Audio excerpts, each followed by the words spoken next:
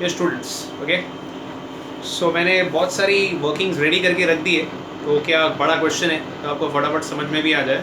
सबसे पहले तो एज आई टोल्ड यू कितनी एंट्रीज पास करनी है, 4 एंट्री पास करनी है। चारों एंट्री मैंने लिख दी है, buy back, payment, write of, transfer. इसमें फुली पेड है तो इसमें वैसा वाला प्रॉब्लम नहीं है, ठीक है। सो हमें 4 ही एंट्री पास करनी है। नंबर ऑफ शेयर्स नहीं दिया है तो नंबर ऑफ शेयर्स फाइंड करेंगे। सो अपना इधर फॉर्मूला मैंने लिखा हुआ है students, calculation of number of shares to buy back. Reserve and surplus में है general reserve, PNL, security premium. अब अपनी क्वेश्चन सामने रखिए और देखिए उधर दिया हुआ है रिजर्व एंड सरप्लस में जनरल रिजर्व में is 1 lakh, profit and loss में 1 लाख और सिक्योरिटी प्रीमियम भी दिया हुआ है 1,50,000। सब्स्टिट्यूट करोगे टोटल आएगा 3,50,000, that is from the first point. Second वाला पॉइंट है amount of buyback is equal to 25% of equity plus preference plus reserves and surplus. So equity है 3 लाख दिया हुआ है उधर क्वेश्चन में, प्रेफरेंस शेयर भी दिया है 1 लाख और रिजर्व्स हमने ऊपर देखा है 3,50,000। टोटल करेंगे सबका, amount before buyback comes as 7,50,000, उसका 25% comes as 1,87,500। That is point number 2। Debt upon equity after buyback should be equal to 2/1। Debt दिया हुआ है उधर, लोन फंड्स दिया हुआ है सिक्योर्ड 8 लाख डिवाइड बाई 2 इधर आ गया। इक्विटी आफ्टर बायबैक हमें मिल जाएगा 4 लाख। बिफोर बायबैक था 750, आफ्टर बायबैक है 4 लाख, मतलब कितना बायबैक कर सकते हैं तो 750 minus 4 lakh 3,50,000, that is as per point number 3। Amount fourth point, amount of buyback is 25% of equity share capital. Equity है 3 लाख 75,000, एक शेयर 10 रुपए का, मतलब 7,500 शेयर्स बायबैक कर सकते हैं। Buyback price is 30, 7,500 into 30 that comes as 2,25,000। तो फोर्थ पॉइंट से मिल गया 2,25,000। You have to take whichever is minimum। तो सबसे कम कौन सा है 187,500, तो इसको सिलेक्ट करेंगे। So amount of buyback is minimum of the above 4 points, that is 1,87,500। तो कितने शेयर्स हो जाएंगे तो 187,500 डिवाइड बाई 30, एक शेयर 30 रुपए का है तो डिवाइड बाई 30 तो 6,250 शेयर्स मिलेंगे। तो 6,250 शेयर बाईबैक कर सकते as per the formula. Maximum 6,250 shares buyback कर सकते हैं आउट ऑफ दिस 4 पॉइंट्स। तो कितना मैक्सिमम बाईबैक कर सकते हैं वो ये 4 पॉइंट में जो सबसे मिनिमम अमाउंट आएगा वो अपना maximum shares we can buyback. So अपने दो इक्वेशन बन जाएंगे students. Nominal value of equity shares to buyback 6,250 into 10। Premium पे है स्टूडेंट्स 30 रुपए का है तो 20 rupees is a premium, 6,250 into 20 that comes as 1,25,000। Fresh issue नहीं है, ओके। फ्रेश इश्यू दिया होगा तो ऊपर से सॉल्व करने का, फ्रेश इश्यू नहीं दिया तो नीचे से सॉल्व करने का, ये याद रखो। फ्रेश इश्यू दिया तो ऊपर से सॉल्व करेंगे, फ्रेश इश्यू नहीं दिया तो नीचे से सॉल्व करेंगे। तो नीचे से चले जाते हैं। एग्जिस्टिंग सिक्योरिटी प्रीमियम 1,50,000 है, हमें तो खाली 125 ही चाहिए, तो एग्जिस्टिंग से ही काम हो जाएगा। दैट मीन्स बैलेंस 25,000 बच गया, बैलेंस शीट में कैरी फॉरवर्ड हो जाएगा। क्लियर? ऊपर आ जाएंगे तो ऊपर हमें 62,500 ही चाहिए। तो जैसे मैंने बोला फ्री रिजर्व में पीएनएल हमेशा लास्ट में यूज करना है, तो जनरल रिजर्व में 1 लाख रुपये है तो 62,500 यूज कर दिया तो वहां से ये सेटिस्फाई हो गया।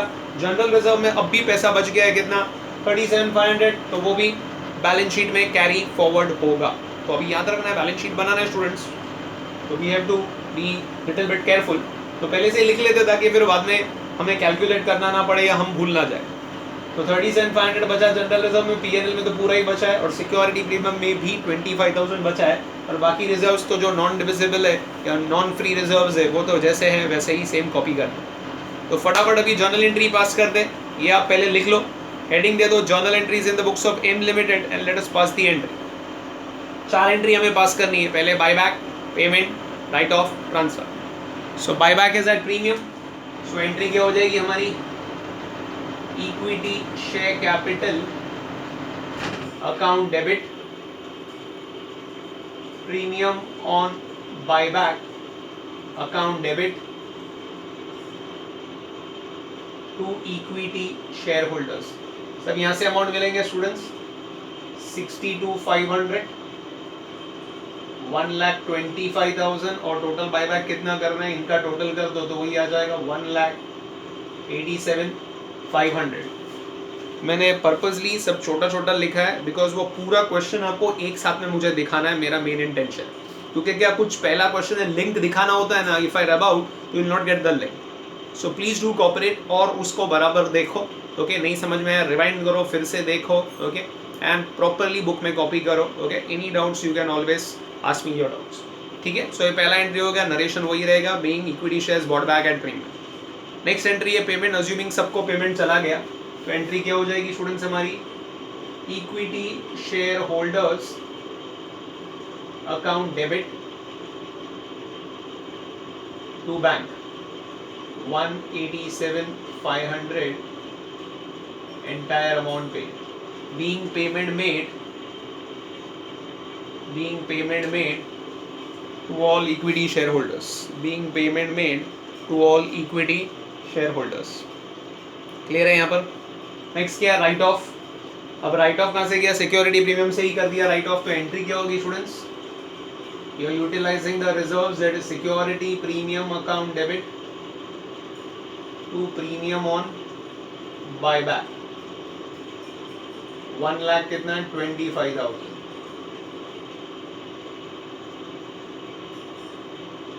1,25,000, 1,25,000, ठीक है। Security premium account debit to premium on buyback, अभी शॉर्ट फॉर्म चलेगा, एग्जाम में सब full form, being premium on buyback written off through security premium. And finally last transfer, तो कहाँ से ट्रांसफर किया, तो जनरल रिजर्व से वी आर क्रिएटिंग सीआरआर, तो entry you are utilising general reserve, so debited, reserves have a credit balance, minus करना है तो डेबिट करो, general reserves account debit to CRR, okay कितना है 62,500, general reserves account debit to CRR, general reserves account debit to CRR, being CRR created out of general reserves, being CRR created out of general reserves. तो I hope so journal entry clear है। अब बनाना है balance sheet, तो ऐसा he told you, मैंने last chapter में भी आपको बोला था, balance sheet is nothing but combination of old balance sheet and journal entry. तो पुरानी बैलेंस शीट में देख लो और अपने सम में क्या क्या आएगा, तो सबसे पहले बैलेंस शीट जो भी बनाओगे हेडिंग दे देना एम लिमिटेड, ब्रैकेट में आफ्टर बायबैक, आपको याद है इंटरनल में एंड रिड्यूस लिखते थे, यहाँ पर लिखेंगे आफ्टर बायबैक, ये बायबैक के बाद की एंट्री है, particular schedule number and amount, जो जो चीज़ हमें इफेक्ट करेगी हमने वही हेड्स लिए हुए। पहला इक्विटीज एंड लायबिलिटी में शेयर होल्डर फंड, भी शॉर्ट फॉर्म लिखा है एग्जाम में full form. Equity and liability में पहला शेयर होल्डर फंड, उसमें शेयर कैपिटल और रिजर्व्स, ये दो चीज़ हमें इफेक्ट कर रही है तो वो आएगी। देन नॉन करंट लायबिलिटी में it's long term borrowings, current liability as it is दिया हुआ है, कुछ बोला नहीं है, ट्रेड पेएबल है, अदर करंट लायबिलिटी तो हम भी वैसे ही लिखते हैं टोटल। एसेट साइड में नॉन करंट एसेट्स, उसमें ए फिक्स एसेट्स, उसमें टैंजिबल, नॉन करंट इन्वेस्टमेंट, फिर से करंट एसेट में कुछ डिटेलिंग नहीं दिया हुआ है तो हम भी वैसे ही लिख लेते हैं करंट एसेट और टोटल। तो ये बैलेंस शीट मैंने बना दिया और यहाँ पर नोट्स टू अकाउंट बनाया हुआ है, तो कुछ जिसकी वर्किंग की ज़रूरत है, बेसिकली कैपिटल और रिजर्व्स में ही मेन वर्किंग का ज़रूरत होता है, बाकी तो सब डायरेक्ट ही लिख सकते हैं, इसमें ज़्यादा कुछ डिटेलिंग नहीं होता, अनलेस अनटिल फाइनल अकाउंट वाला चैप्टर है तो ही ज़्यादा डिटेलिंग होती है, अदरवाइज 2-3 वर्किंग नोट बनती है। बेसिकली शेयर कैपिटल और रिजर्व्स हमेशा याद रखो, उसका बनता ही है। Let's begin, okay. So share capital और रिजर्व्स, ये दो का वर्किंग बनेगा, बाकी चीज़ डायरेक्ट है तो मैं लिख लेता हूँ students directly, okay. So long term borrowings में मेरे ख्याल से अपने पास डिबेंचर दिया हुआ है, and as it is, okay, we haven't taken debentures, या कुछ भी पे ऑफ नहीं हुआ, तो डिबेंचर का अमाउंट एज इट इज लिख लेते हैं। कितना है डिबेंचर स्टूडेंट्स, उधर क्वेश्चन में हमें दिया हुआ है 8 लाख, तो डिबेंचर एज इट इज मैंने लिख लिया वहाँ जाकर 8 लाख रुपीस। डिबेंचर में there is no changes, I think so. Current liability में भी कोई चेंजेस नहीं है, ओके। करंट लायबिलिटी भी हम डायरेक्टली जाके लिख सकते हैं। करंट लायबिलिटी कितना दिया हुआ है students, is it 1 lakh, so current liability is 1 lakh. So current liability में also there is no changes, तो वो जाकर लिख दिया। उसका तो वर्किंग बनेगा। फिक्स एसेट्स भी डायरेक्टली जाके लिख लेते, टैंजिबल डायरेक्टली दिया है 8 लाख। इन्वेस्टमेंट ऑल्सो कुछ बाई सेल कुछ नहीं किया हुआ है, as it is, it's 1 lakh, okay. हाँ, करंट असेट में 7,50,000 है, उसमें से current asset includes cash bank, तो आपने पेमेंट किया ना स्टूडेंट्स इक्विटी शेयर होल्डर को, तो asset have a debit balance you know, तो क्रेडिट हुआ तो माइनस, डेबिट हुआ तो ऐड, तो यहाँ पर देखो 187,500 का आपका पेमेंट जा रहा है, बराबर है, तो बस वही है और किधर कुछ भी नहीं है। सो यहाँ से 750 माइनस 1,87,500 आपको करना है, 7,50,000, use your calculator, 750 minus 187,500, so it's 5,62,500।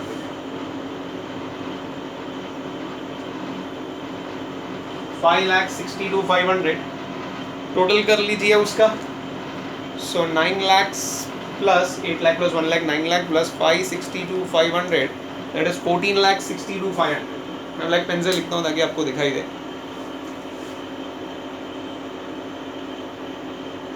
14,62,500 पे टैली होना चाहिए, 14,62,500 पे टैली होना चाहिए। तो असेट साइड का तो टोटल कर दिया, अब लायबिलिटी का करता हूँ, जहाँ पर वो दो वर्किंग है, वो दो वर्किंग हम लोग देख ले स्टूडेंट्स।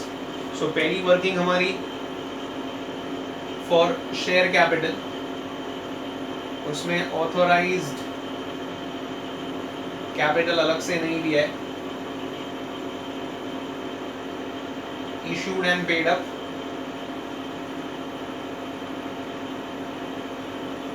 कैपिटल में पहले तो प्रेफरेंस शेयर लिख लेते, वो एज इट इज है, उसमें कोई चेंजेस नहीं है स्टूडेंट्स।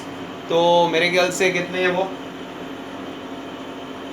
1000 कुछ नाम लिया है नहीं, 1000 preference shares of ₹100 each. Okay, so 1000 into 100 that is 1 lakh, बराबर है। इक्विटी स्टूडेंट्स कितने, 3 लाख दिए हुए, पुरानी बैलेंस शीट में देखो 3 लाख दिए हुए, एक शेयर 10 रुपए का मतलब 30,000, 30,000 में से आपने बाईबैक मतलब खरीद लिया और उसको कैंसिल कर दिया, तो कैंसिल ले लो, 30,000 में से 6250 शेयर कैंसिल हो गए, ये 6250 यहाँ से आया, हाँ नंबर ऑफ शेयर्स बाईबैक किए ना, तो लेकर कैंसिल हो गए।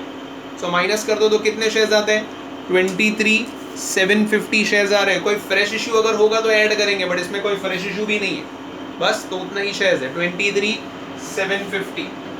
सो 23,750 equity shares of ₹10 each, so 2,37,500 total हो गया, 3,37,500, 3,37,500, 3,37,500। सो शेयर कैपिटल के सामने मैं बोल रहा हूँ, अगर आपको विजिबल नहीं है अमाउंट लिखा है ये वाला, 3,37,500 शेयर कैपिटल के सामने जाकर लिख लीजिए। नेक्स्ट आएगा reserves and surplus. So reserves and surplus का वर्किंग हम इधर कर लेते, reserves and surplus working note number 2। अब रिजर्व्स एंड सरप्लस में सबसे पहले तो ये CRR क्रिएट हुआ है, तो ये CRR हम जाकर लिख ले, कितना CRR क्रिएट हुआ है 62,500। चेक कर लीजिए पुराना कोई CRR है पुराने बैलेंस शीट में, तो वो पहले लिखना है, तो वैसा कुछ नहीं है। तो फिर उसके बाद सिक्योरिटी प्रीमियम में कितना पैसा बचा, इधर हमने लिखा हुआ है 25,000। फिर जनरल रिजर्व्स और profit and loss, general reserve में कितना पैसा बचा हुआ है ये भी लिखा है 37,500, और प्रॉफिट एंड लॉस तो एज इट इज जो 1 लाख था वही 1 लाख फिर से उधर आ गया, और तो कुछ नहीं दिया है। ये सबका जरा टोटल कर ले स्टूडेंट्स, तो CRR कितना है 62,500 प्लस सिक्योरिटी प्रीमियम में बचा 25,000, general reserve 37,500 plus PNL as it is 1 lakh rupees, तो I think so that comes as 2,25,000,